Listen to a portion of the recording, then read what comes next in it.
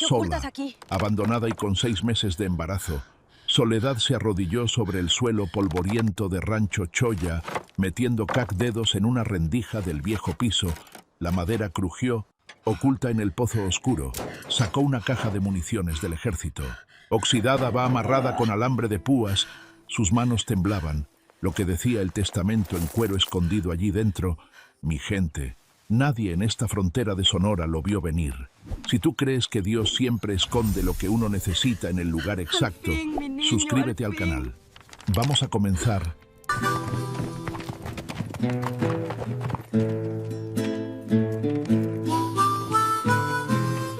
Bienvenidos de nuevo a su canal Wild West México. Hoy los invitamos a viajar en el tiempo con nosotros hacia la implacable frontera del viejo Texas, donde los vientos polvorientos del rancho Iron Creek les contarán una leyenda de pura redención.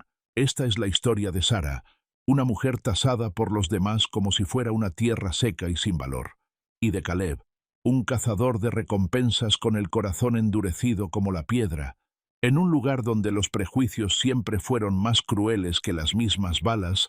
Ustedes serán testigos de un amor que no nació de la posesión, sino que brotó del respeto a la dignidad entre dos almas que el mundo ya había dado por olvidadas. Soledad Valenzuela tenía 28 años, y el alma cargada con el tipo de amargura que solo el desierto sabe masticar en silencio. Se había criado en un pueblo minero donde la tierra no daba frutos, solo piedras negras y pulmones enfermos. Su abuela, una anciana de la tribu Yaqui, con el rostro surcado por el viento y los años, le había enseñado desde muy pequeña lo único que una mujer necesita para sobrevivir cuando el mundo le da la espalda: sostener la existencia con el sudor de la frente.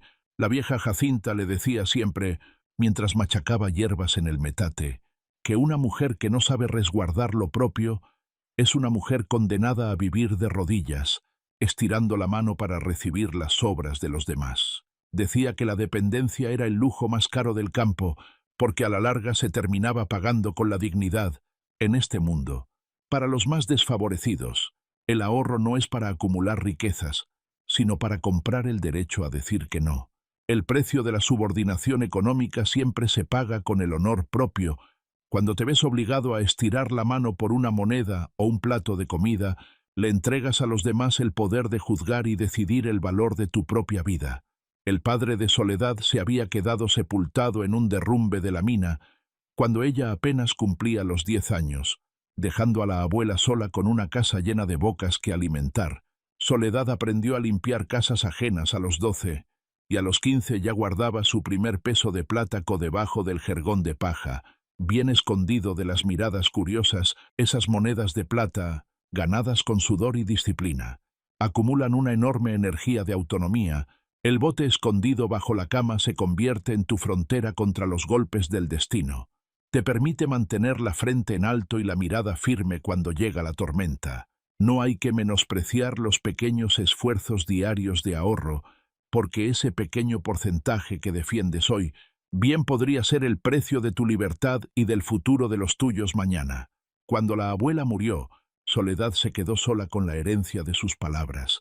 Esas frases rústicas se le clavaron adentro, no como un recuerdo triste, sino como un mapa de instrucciones para cuando la tormenta de verdad llegara. Y la tormenta no tardó en tomar de forma de Ramiro, un Datnguatue, que llegó al pueblo con una sonrisa fácil y ojos de jugador, de esos hombres que huelen a cantina y a promesas que se desvanecen con el polvo del camino. El cortejo duró apenas unos meses, el tiempo justo para que Soledad creyera que ya no estaría sola. Se casaron sin fiesta, con el juez del pueblo como único testigo, y compartieron 3 años en un cuarto alquilado donde la ausencia de Ramiro era lo único constante. Ramiro el gato pasaba semanas enteras fuera, supuestamente arreando ganado, pero Soledad sabía que el dinero se quedaba en las mesas de juego de los grandes ranchos. Por eso, el viejo bote de pólvora donde guardaba sus monedas de plata nunca se quedó en la cocina. Estaba enterrado bajo una nopalera en el patio trasero. Cuando Soledad descubrió que tenía 6 meses de embarazo, sintió un vuelco en el corazón. Por primera vez, algo era completamente suyo. una vida que crecía al ritmo de sus propios latidos y que nadie, ni Ramiro con sus deudas, ni el desierto con su miseria, le iba a poder arrebatar. Se lo contó una noche de martes cuando él había vuelto de viaje. Ramiro guardó un silencio pesado, de esos que huelen a cobardía, antes de soltar que las cosas estaban apretadas, que un hijo en este momento era una maldición, y que necesitaban pensar. Soledad no respondió porque ya sabía, ese silencio de Ramiro no era de quien está pensando, era de quien ya decidió, y no tiene el valor de decirlo en voz alta. 2 días después, una mañana de lunes, Soledad despertó con el frío de la madrugada y el espacio vacío a su lado. La vieja montura de Ramiro no estaba en el porche, sus espuelas ya no tintineaban en el pasillo, la cartera que él guardaba en el cajón había desaparecido junto con los pocos pesos que quedaban en la cocina. Ramiro se había ido antes del amanecer sin una nota, sin una palabra, sin nada más que el silencio del cuarto con los ganchos vacíos hundiéndose en la quietud de la ventana. Soledad no lloró esa mañana. Se quedó sentada en la orilla del catre con las 2 manos en la barriga que apenas empezaba a notarse, y respiró hondo 3 veces seguidas. Después se levantó, fue al patio, desenterró el bote de pólvora y contó las monedas de plata encima de la mesa. 12 años de guardar un peso de cada 10 era mucho menos de lo que necesitaba, pero era mucho más de lo que Ramiro se había imaginado, y esa misma semana descubrió que el marido había dejado 2 meses de renta atrasados y una deuda con la tienda del pueblo que era suya en el papel, pero que iba a terminar siendo de ella. El dueño de la casita apareció el jueves a preguntar cuándo iba a pagar. Soledad le dijo la verdad, que el marido se había ido, que no había dinero para pagarlo atrasado. El hombre no fue cruel, pero tampoco fue caritativo. Le dijo que tenía hasta fin de mes para desocupar, embarazada o no embarazada, y que lo sentía, pero que él tenía familia que mantener. Soledad asintió con la cabeza sin discutir, porque discutir no iba a cambiar nada, y porque su abuela le había enseñado que las peleas que uno no puede ganar son las peleas que mejor se dan por perdidas temprano. Fue en la 3ª semana después de aquel hallazgo que los primeros brotes verdes de las calabazas de Castilla y el maíz nativo comenzaron a romper la costra seca de la tierra, pero justo cuando Rancho Choya empezaba a respirar de nuevo. El peligro llegó montado a caballo, el eco sordo y apresurado de los cascos destrozó la quietud de la tarde.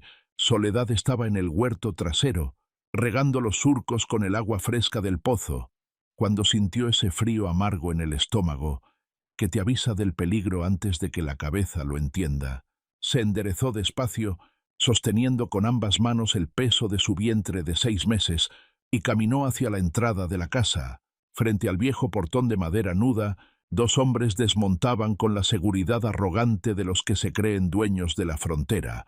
El que iba al frente era un tipo de unos 50 años, robusto, de mirada turbia, que vestía un sombrero de fieltro caro y unas botas de piel relucientes, impecables, que contrastaban de forma grotesca con el polvo reseco del desierto. El otro, más joven y flaco, permanecía un paso atrás, sosteniendo una carpeta de cuero desgastada bajo el brazo, con un nerviosismo evidente. El hombre mayor avanzó con una sonrisa amplia y falsa, de esas que enseñan los dientes pero congelan la mirada. El tipo de saludo que en estas tierras siempre anuncia una traición. Se presentó como Gaitán Fernández, apodado por muchos en la región como el Buitre, y declaró sin titubear que era el único pariente legítimo del difunto don Mateo Santos. Dijo que acababa de enterarse en el pueblo de que una forastera andaba ocupando las tierras de su tío, y que venía a exigir la restitución inmediata de lo que, según él, le pertenecía por derecho de sangre.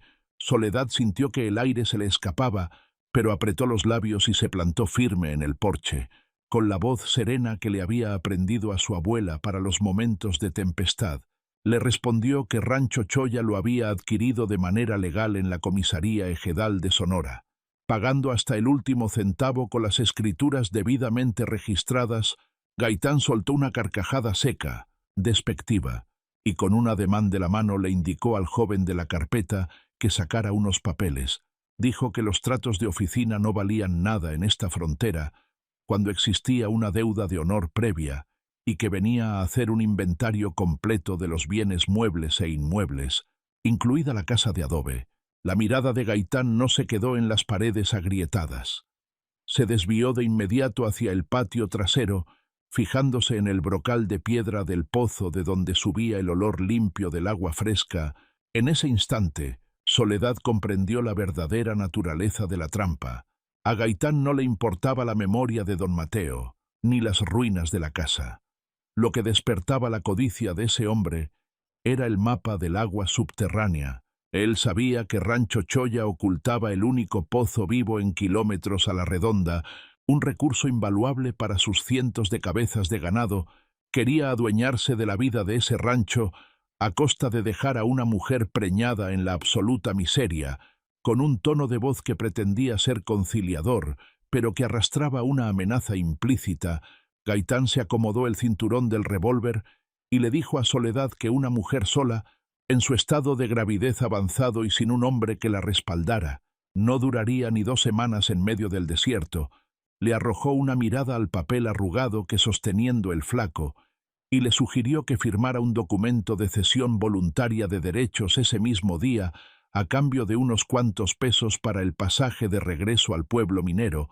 Le advirtió que firmar de inmediato era lo mejor para su salud y la de la criatura, antes de que tuviera que regresar con el comisario de la zona a desalojarla por la fuerza en su vientre. La pequeña paloma dio una patada brusca, como si compartiera la indignación de su madre.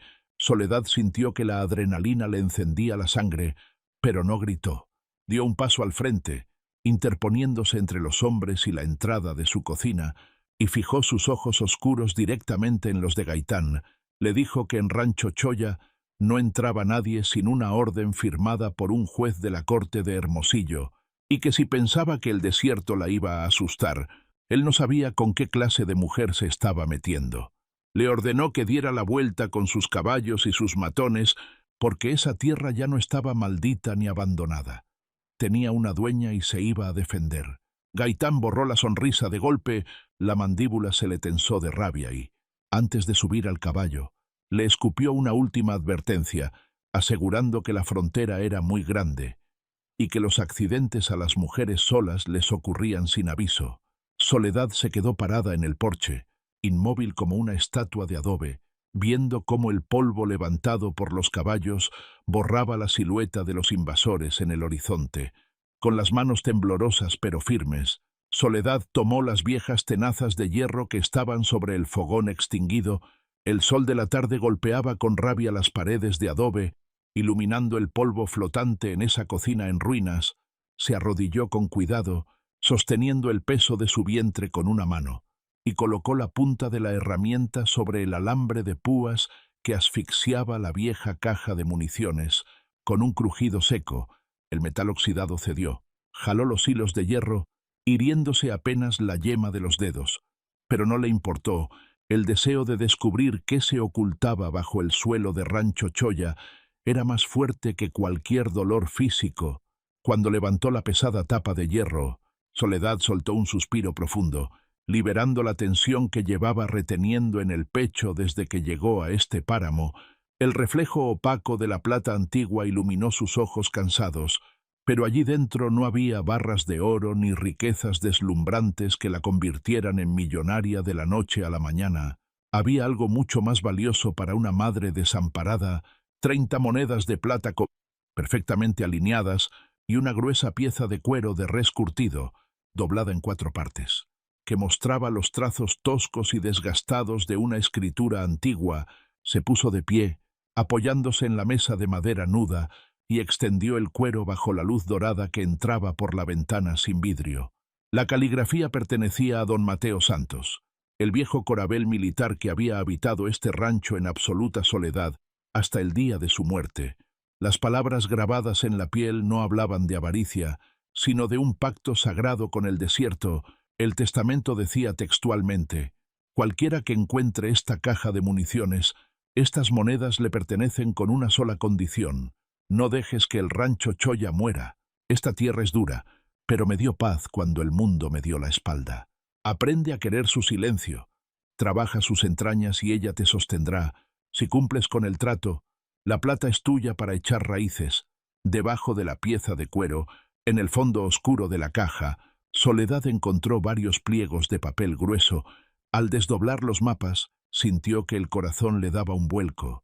No eran simples dibujos, eran yo detallados de las venas de agua subterránea que cruzaban el rancho Choya, junto con anotaciones minuciosas sobre cómo sembrar maíz y calabaza en los años de sequía extrema, qué raíces usar para curar al ganado, y cómo recolectar el rocío de la mañana para sobrevivir en el desierto de Sonora.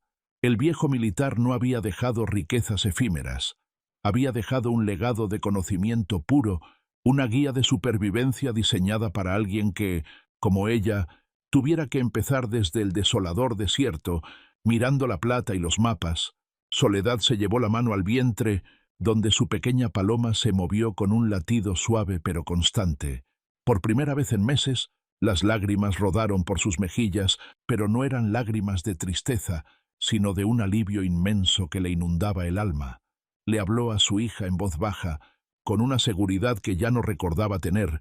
Le dijo que Thuong Ye no las había enviado a morir al desierto, que antes de que ellas decidieran huir de la miseria del pueblo minero, los pasos de un Kibin Kia ya habían marcado el sendero para salvarlas. Rancho Choya ya no era una ruina inútil. Era una fortaleza abandonada que las estaba esperando para volver a la vida. Con Hanrarang, Kobauzuksu con Namogia Tri de las monedas, sino en la certeza de que ya no tendría que inventar un camino desde la nada, porque alguien que entendía la soledad del desierto ya había caminado por ella y le había dejado las llaves de la supervivencia en las manos. Fue al 8º día de estar en el rancho que apareció la abuela Jacinta. Soledad estaba en el patio de atrás, limpiando la tierra seca alrededor del brocal de piedra del pozo, quitando las ramas muertas con el viejo bieldo de don Mateo. El sol de la mañana ya empezaba a quemar la piel, y Soledad se detuvo un momento, respirando con dificultad por el peso de su vientre de 6 meses, cuando el eco de unos pasos firmes sobre la tierra crujiente la hizo voltear. No eran pasos pesados de un vaquero, ni el andar errante de un forastero. Eran los pasos de alguien que conocía cada piedra de ese sendero desde hacía décadas. Caminando despacio entre los nopales del frente, apareció una anciana que parecía esculpida por el mismo desierto.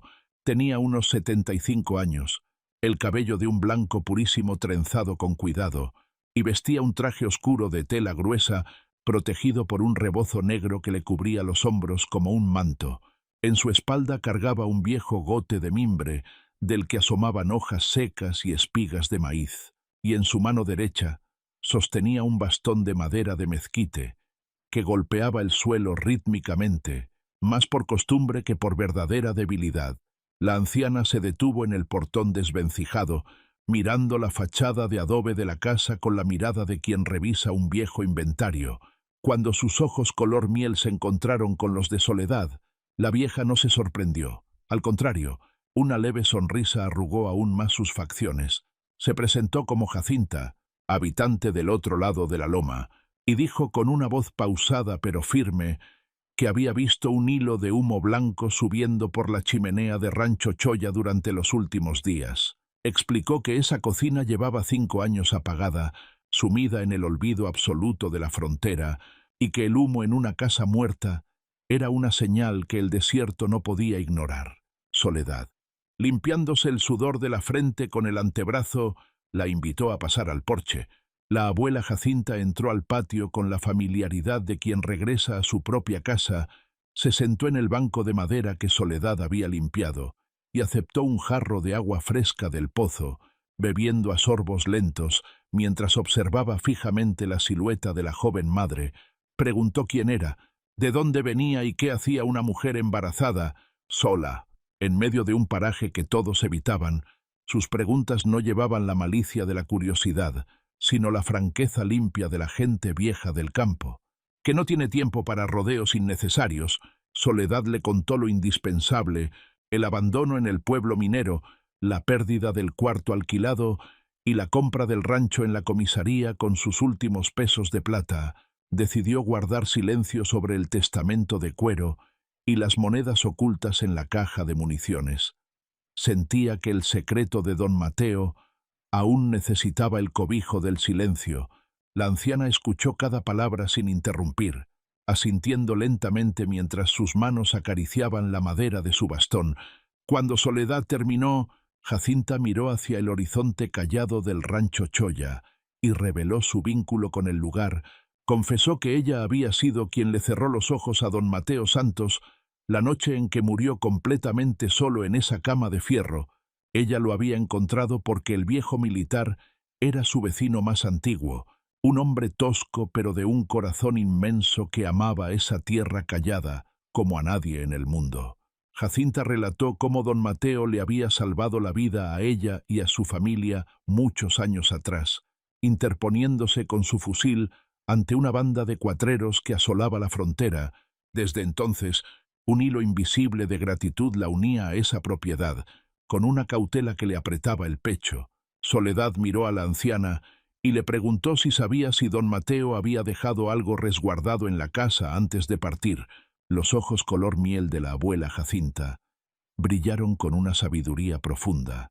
Respondió despacio, explicando que un año antes de morir, el Quibín viejo le había confesado que ocultaría sus planos y sus últimas monedas de plata bajo el suelo de la cocina, para que el sobrino ambicioso que lo había abandonado no pudiera tocarlas.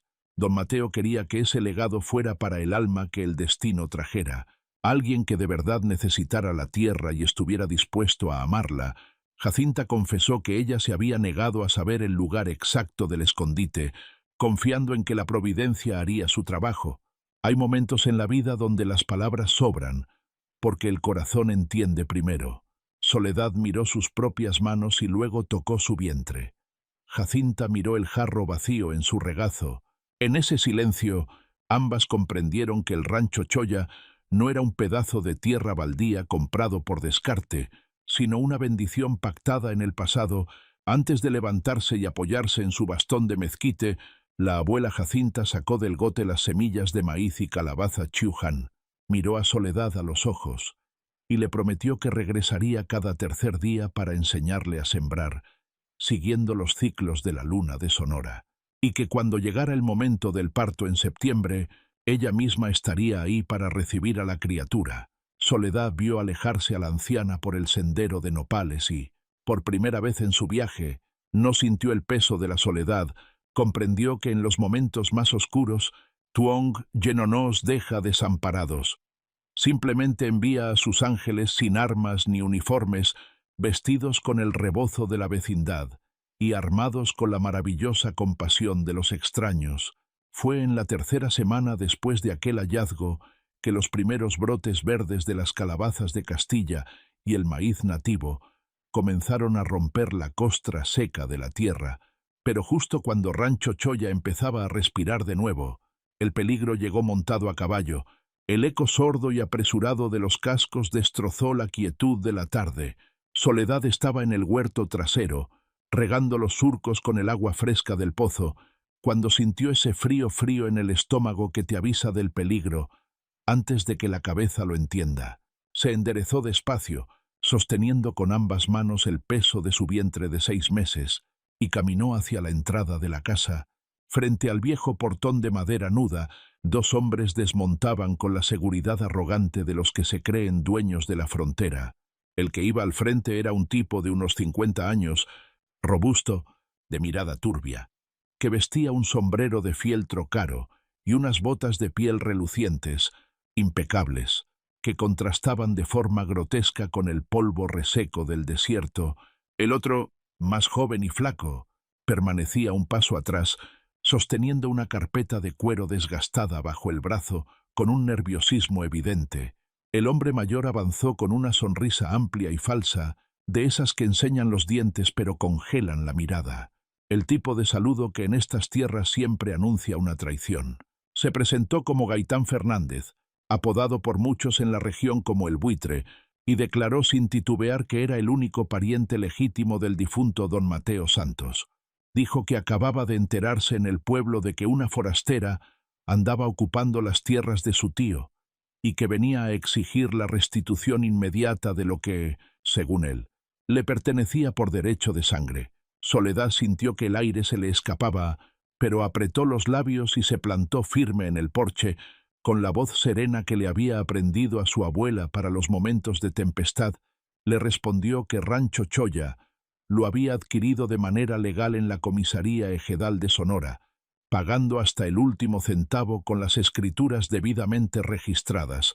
Gaitán soltó una carcajada seca, despectiva, y con un ademán de la mano le indicó al joven de la carpeta que sacara unos papeles. Dijo que los tratos de oficina no valían nada en esta frontera cuando existía una deuda de honor previa y que venía a hacer un inventario completo de los bienes muebles e inmuebles, incluida la casa de adobe.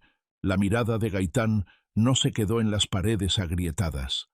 Se desvió de inmediato hacia el patio trasero, fijándose en el brocal de piedra del pozo de donde subía el olor limpio del agua fresca. En ese instante, Soledad comprendió la verdadera naturaleza de la trampa. A Gaitán no le importaba la memoria de don Mateo, ni las ruinas de la casa. Lo que despertaba la codicia de ese hombre era el «soy yo» del agua subterránea. An sabía que Rancho Choya ocultaba el único pozo vivo en kilómetros a la redonda, un recurso invaluable para sus cientos de cabezas de ganado. Quería adueñarse de la vida de ese rancho a costa de dejar a una mujer preñada en la absoluta miseria, con un tono de voz que pretendía ser conciliador, pero que arrastraba una amenaza implícita. Gaitán se acomodó el cinturón del revólver y le dijo a Soledad que una mujer sola, en su estado de gravidez avanzado, y sin un hombre que la respaldara, no duraría ni 2 semanas en medio del desierto. Le arrojó una mirada al papel arrugado que sostenía el flaco, y le sugirió que firmara un documento de cesión voluntaria de derechos ese mismo día, a cambio de unos cuantos pesos para el pasaje de regreso al pueblo minero. Le advirtió que firmar de inmediato era lo mejor para su salud y la de la criatura, antes de que tuviera que regresar con el comisario de la zona a desalojarla por la fuerza. En su vientre, la pequeña paloma dio una patada brusca, como si compartiera la indignación de su madre. Soledad sintió que la adrenalina le encendía la sangre, pero no gritó. Dio un paso al frente, interponiéndose entre los hombres y la entrada de su cocina, y fijó sus ojos oscuros directamente en los de Gaitán. Le dijo que en Rancho Choya no entraba nadie sin una orden firmada por un juez de la corte de Hermosillo, y que si pensaba que el desierto la iba a asustar, Ga no sabía con qué clase de mujer se estaba metiendo. Le ordenó que diera la vuelta con sus caballos y sus matones, porque esa tierra ya no estaba maldita ni abandonada.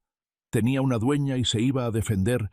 Gaitán borró la sonrisa de golpe, la mandíbula se le tensó de rabia y, antes de subir al caballo, le escupió una última advertencia, asegurando que la frontera era muy grande y que los accidentes a las mujeres solas les ocurrían sin aviso. Soledad se quedó parada en el porche, inmóvil como una estatua de adobe, viendo cómo el polvo levantado por los caballos borraba la silueta de los invasores en el horizonte. Pasaron 3 semanas y el desierto parecía calmarse, pero en la frontera las tormentas regresan cuando menos lo esperas, sobre todo si vienen con uniforme y malas intenciones. A media mañana, el polvo de la vereda se levantó con violencia, y el ruido de varios cascos de caballo rompió el silencio de Rancho Choya. Gaitán Fernández había vuelto, pero esta vez no venía solo. Al lado de sus 2 matones de siempre, cabalgaba el comisario de la zona, un hombre de rostro adusto y ojos corruptos que traía la ley vendida al mejor postor en el bolsillo de su chaqueta. Soledad estaba en el corredor terminando de sacudir unas mantas. Cuando los vio desmontar en el portón, el aire de Sonora empezó a soplar con un misticismo pesado, levantando remolinos de arena roja que golpeaban las agrietadas paredes de adobe. Sin un ápice de temor, Soledad avanzó despacio hacia el porche, deteniéndose justo en el escalón principal, mientras la abuela Jacinta se colocaba a su lado, sosteniendo su bastón de mezquite con la firmeza de un roble milenario. Sus figuras, recortadas contra el sol abrasador, eran el único obstáculo entre los invasores y la paz de la casa. Gaitán dio un paso al frente con una sonrisa de superioridad y, Con un gesto arrogante, le exigió al comisario que sacara el documento. El funcionario desdobló con desprecio un papel viejo, sucio por los bordes, que ostentaba un sello de Sap Yo en la esquina inferior. Con una voz artificial y monótona, el comisario declaró que venía a ejecutar una orden de desalojo inmediato y confiscación de bienes muebles por deudas pendientes de la propiedad con el ayuntamiento.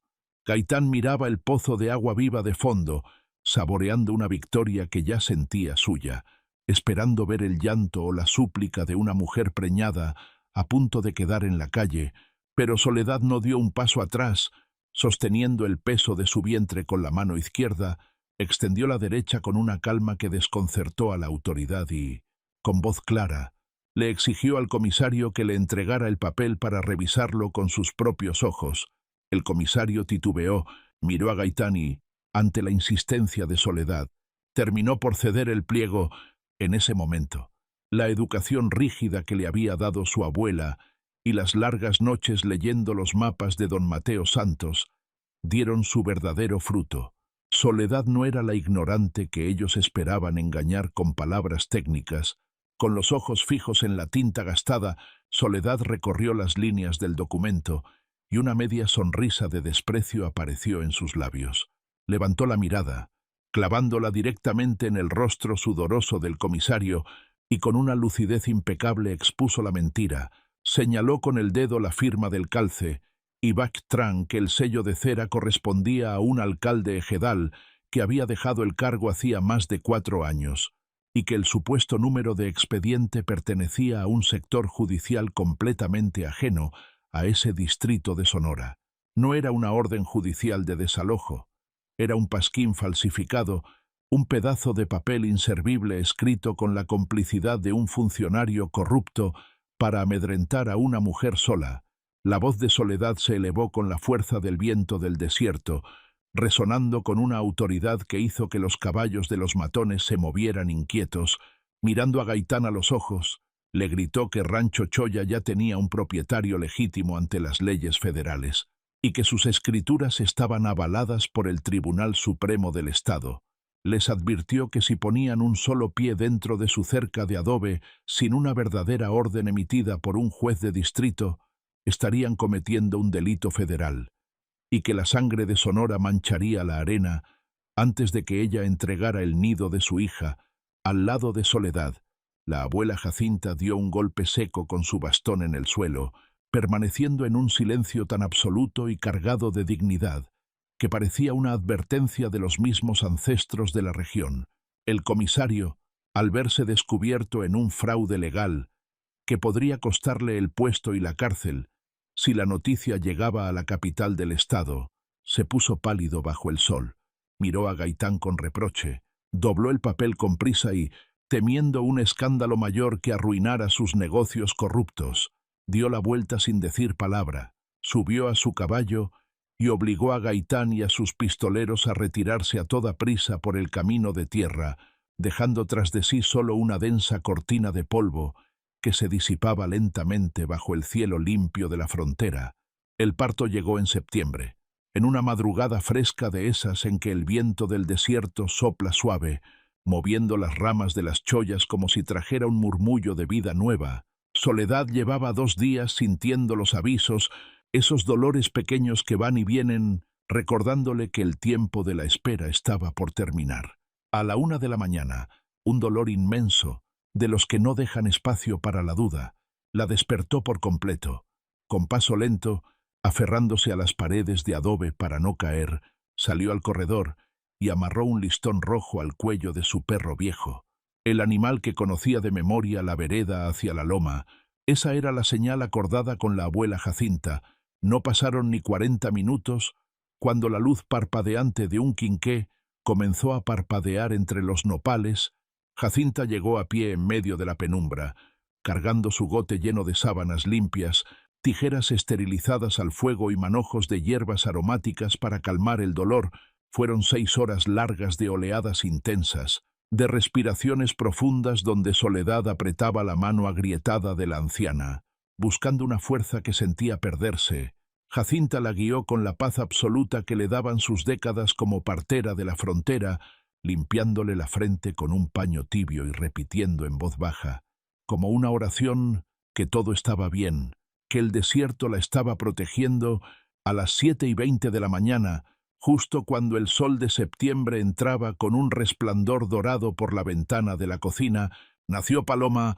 Su llanto fuerte y decidido rompió el silencio de Rancho Choya, con las manitas cerradas como si estuviera lista para reclamar su pedazo de tierra desde el primer aliento. Jacinta la limpió con ternura, la envolvió en una manta limpia y se la colocó a Soledad en el pecho. Al mirar esos ojitos borrosos que intentaban enfocar el mundo, Soledad sintió una emoción tan profunda que le desbordó el alma. Le susurró su nombre al oído y le dijo que estaba en su casa, que esa tierra que antes llamaban el rancho de Don Mateo, a partir de ese instante sería el rancho de Paloma, porque los lugares pertenecen a quienes los habitan con el corazón. Días después, cuando el cuerpo recuperó el aliento y la pequeña Paloma dormía plácidamente en su cuna de madera, Soledad se dispuso a limpiar a fondo la habitación trasera, siguiendo minuciosamente las anotaciones que don Mateo Santos había dejado en el fondo de la caja de municiones.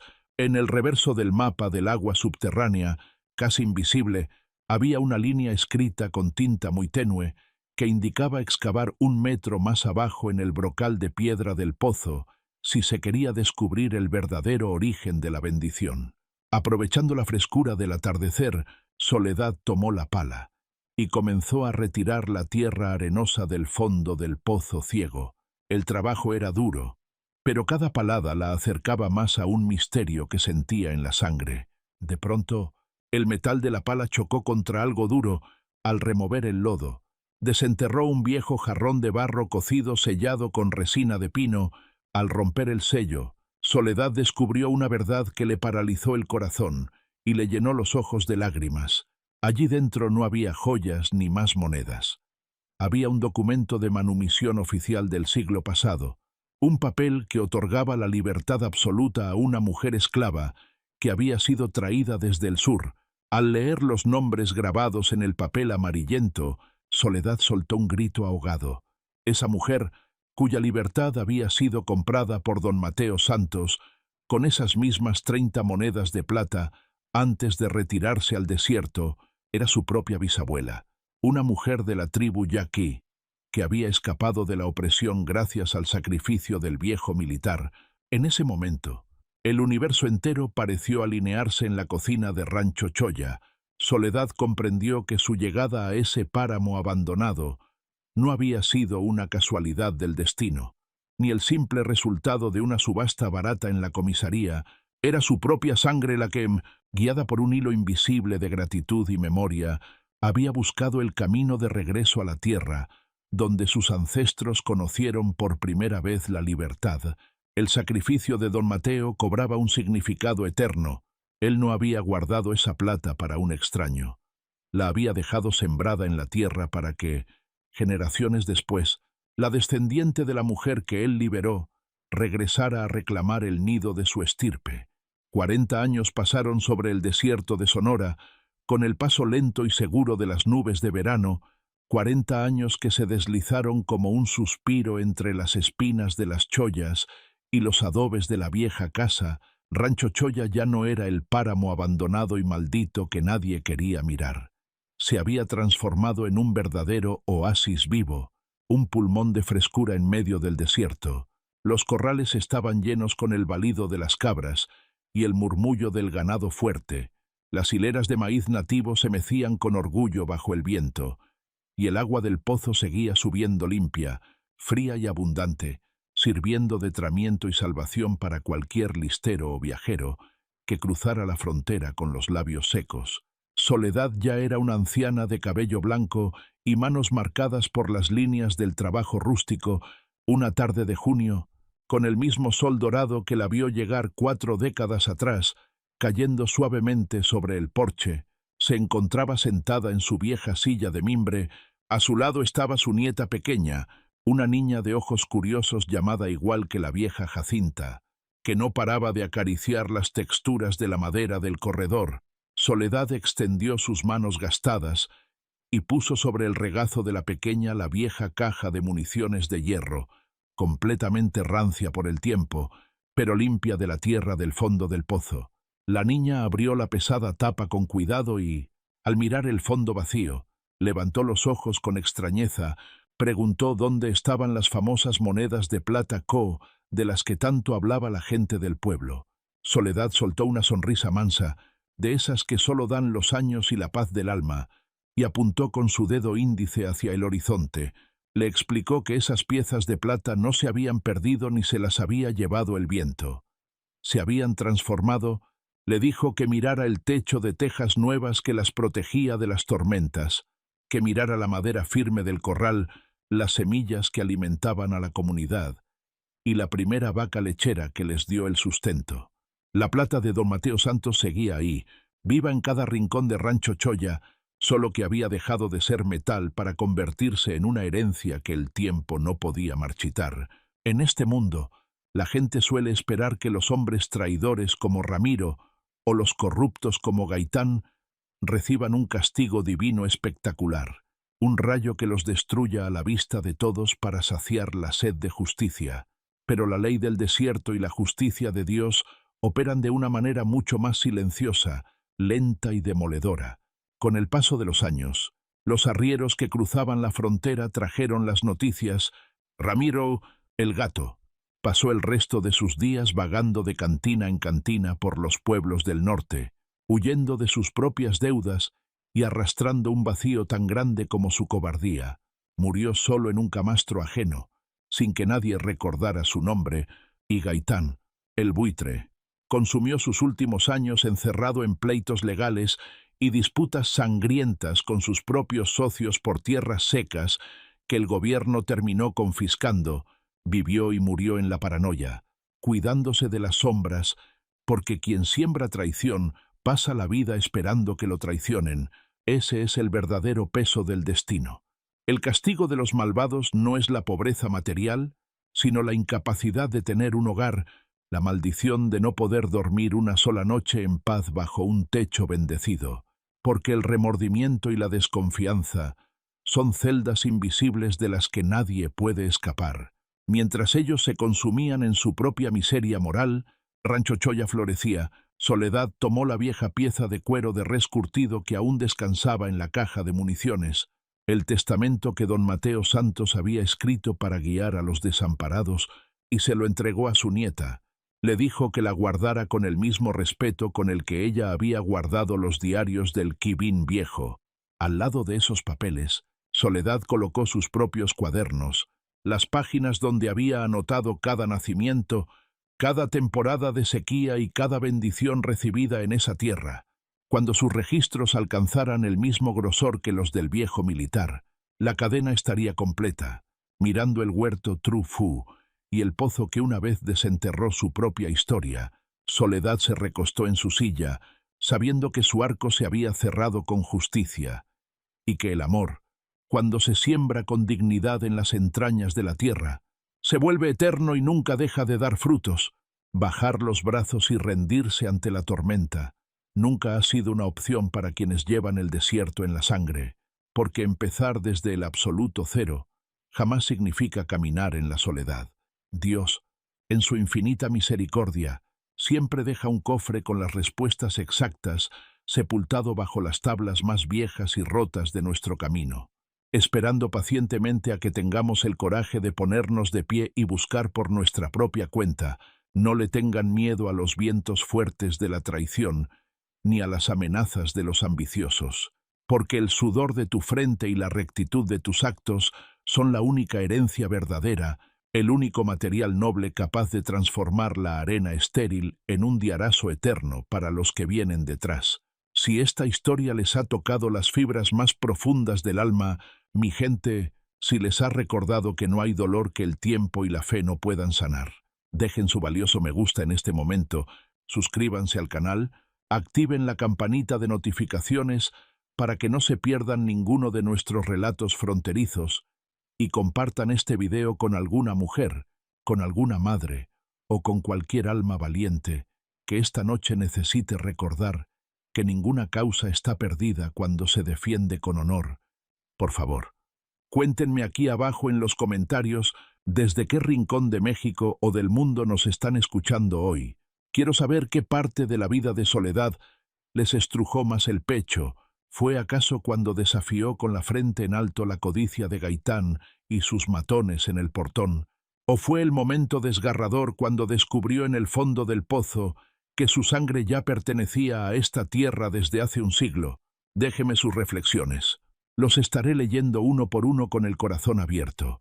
Que Dios los bendiga siempre, que cuide de sus familias y que en cada uno de sus hogares nunca falte la fuerza para levantar la madera del piso y encontrar la bendición que ya estaba destinada para ustedes. Quédense con Dios.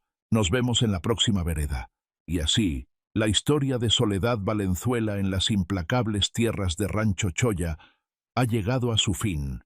El destino y la profunda justicia de la providencia terminaron por sanar las heridas más profundas del alma de Soledad, demostrando que el desierto de Sonora no solo guarda espinas, sino también bendiciones ocultas para quienes tienen el coraje de resistir. Fue esa maravillosa compasión de los extraños, esa mano amiga de la abuela Jacinta que no pidió nada a cambio, lo que logró reconstruir una vida que el egoísmo y la traición habían dejado en ruinas. Al final, las 30 monedas de plata de don Mateo Santos perdieron su forma de metal para transformarse en algo eterno, en el techo que cobijó el llanto de Paloma, en el agua limpia que brotó del pozo, y en la libertad recuperada de una estirpe que regresó a su verdadero hogar. Esta historia es el testimonio vivo de que empezar desde el absoluto cero jamás significa caminar en la soledad, y que la dignidad, cuando se defiende con mojoy y rectitud, es una fortaleza que ninguna injusticia puede derribar. Muchísimas gracias a todos nuestros queridos espectadores por acompañarnos hasta el último segundo de este relato. Esperamos de todo corazón que este viaje por la frontera mexicana, lleno de fe, redención y la memoria de las almas buenas, les haya traído paz al corazón y el descanso que tanto necesitan para esta noche. Que tengan una bendecida noche, que duerman con Dios y no olviden dejarnos su Yeutich, suscribirse al canal y compartir este video con las personas que más aprecian. Gracias por su constante cariño y fidelidad hacia su canal Wild West México.